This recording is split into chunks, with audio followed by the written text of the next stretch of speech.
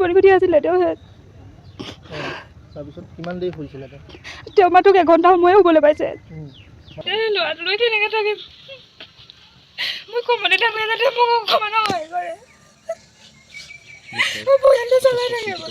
কণমানিতা সন্তান পিতৃ মাতৃ ঘৰখনৰ একমাত্ৰ উপাৰ্জন আছিল মৃদুল আৰু গাড়ী চলাই বিগত 10 বছৰ ধৰি গাড়ী চলাই এই পৰিয়ালটোক পোহপাল দিছিলে আমাৰ লগত বহিছে মাতৃ আপোনাৰ সন্তান হয় মই নিজ পত্নীৰ মুখে শুনিলে গাড়ী চালকজন কেনেকৈ ঘৰৰ পৰা ওলাই গৈছিল কিমান দেৰি শুলে আপোনালোকে নিশ্চয় বাতৰিটোত গম পাইছে। নমস্কাৰ বন্ধু বান্ধৱীসকল, মই মৰমী মোৰ ইউটিউব চেনেলটোলৈ আপোনালোক সকলোলৈকে স্বাগতম জনালোঁ। সঁচাকৈ এই মাতৃগৰাকী এতিয়া এটি কণমানিৰ সৈতে কেনেকৈ থাকিব, অতি দুৰ্ভাগ্য।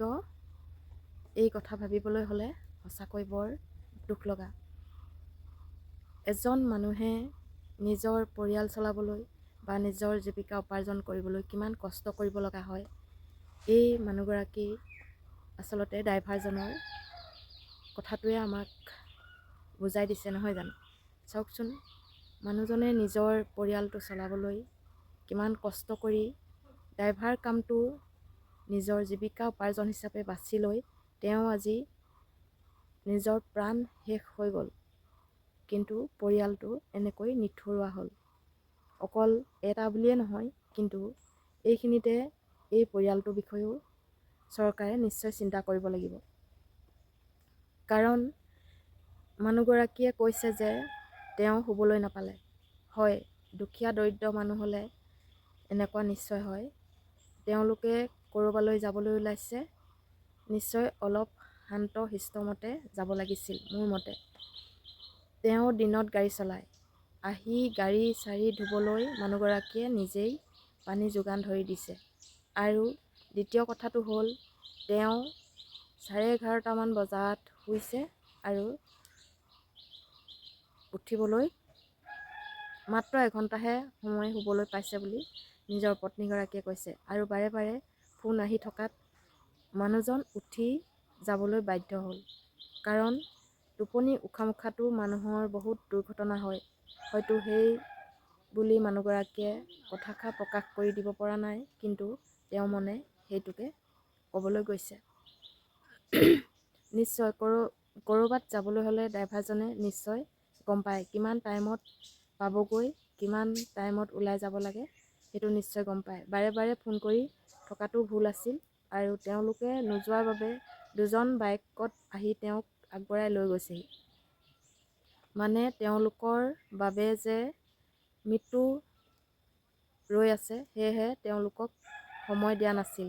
সেয়ে উশাহ নোপোৱাকৈ তেওঁলোকে অহৰহ চেষ্টা কৰি তেওঁক ঘৰৰ পৰা উলিয়াই নিলেহেঁতেন। তেওঁ যদি অলপ সময় ৰৈ দিলে হয়, নিশ্চয় তেওঁলোকৰ দুৰ্ঘটনাটো কেতিয়াও নহয়। কাৰণ সকলোৰে মৰণ আছিল, সেয়েহে ভাগ্যও টানি আছিলে। সেইকাৰণে এই দুৰ্ভাগ্যবশতঃ এক্সিডেণ্টটো হ'বলৈ পালে। সেয়েহে সকলোৰে দুখ আচলতে লাগিবই। এতিয়া জীয়াই থকাখিনি অতিকে কষ্টকৰ জীৱন পাৰ কৰিব লাগিব। মানুহজনৰ কথাও ভাবি ভাবি দিনে ৰাতিয়ে সেই মানুহগৰাকী কেনেকৈ জীয়াই থাকিব, একমাত্ৰ ভুক্তভোগীয়েহে গম পায়। মই তেনেকুৱাই এগৰাকী ভুক্তভোগী, সেয়েহে মই সকলো দুখ বুজি পাইছোঁ। সেই কণমানিটোৰ সৈতে মানুহগৰাকী জীৱনটো কেনেকৈ গোটেই জীৱন কটাব।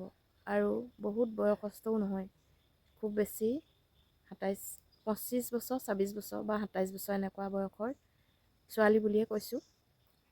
গতিকে তাইক মই নিচেই সৰু ছোৱালী নিচিনাই দেখিছোঁ।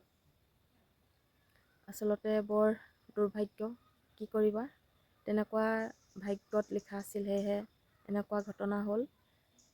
এতিয়া পৰিয়ালটোক চৰকাৰে আৰ্থিক কিবা ব্যৱস্থা কৰি দিব বুলি মোৰ ফালৰ পৰা আশা ৰাখিলোঁ। আৰু আত্মাই সদ্গতি পাওক, তাৰে কামনাৰে মই আজি ভিডিঅ'টো ইমানতে সামৰিলোঁ। ধন্যবাদ।